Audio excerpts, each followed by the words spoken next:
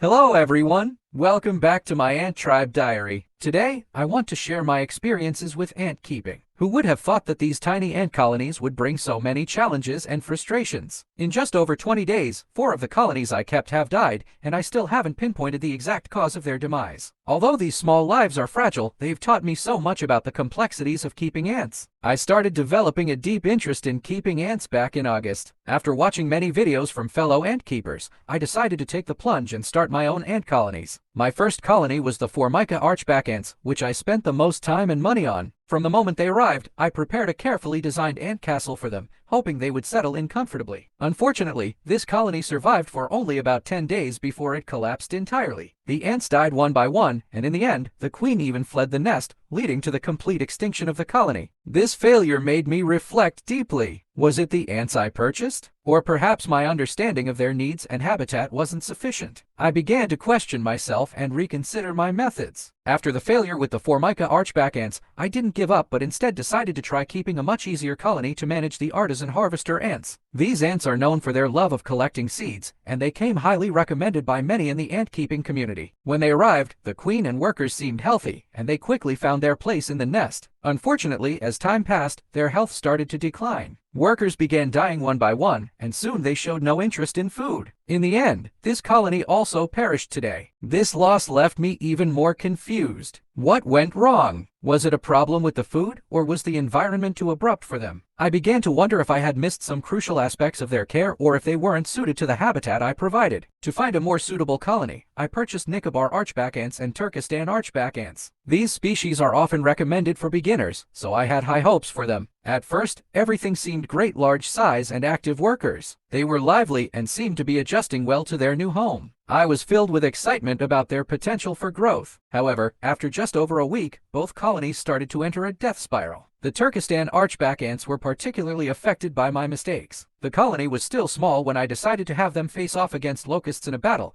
thinking that it would help them gain protein and practice teamwork. However, this decision led to casualties. I thought it would be a good way to enrich their environment, but I was wrong. In reality, small colonies should mainly be fed, and even feeding must be done carefully. Too much food or food that's too sweet can cause ants to become dehydrated and die. As for the Nicobar Archback Ants, their death was even more perplexing. Starting on the 7th day, workers began dying mysteriously. I provided them with sweet water and an automatic water feeder, and they initially gathered food from these resources. But after a while, they stopped coming out to forage. Every worker ant that died seemed to tremble before passing away, which only deepened my concern. Now, the Nicobar nest contains only the queen and a few unhatched eggs. Whether this colony will survive is uncertain. When I first started keeping ants, I thought it was a simple task. However, after getting hands-on experience, I realized I had greatly underestimated the challenges. Perhaps the ants I bought were already problematic, or maybe the colonies were still too small for the type of setup I used. Every ant colony has its own needs, and this requires careful observation and adjustment. Despite all these challenges, I haven't given up.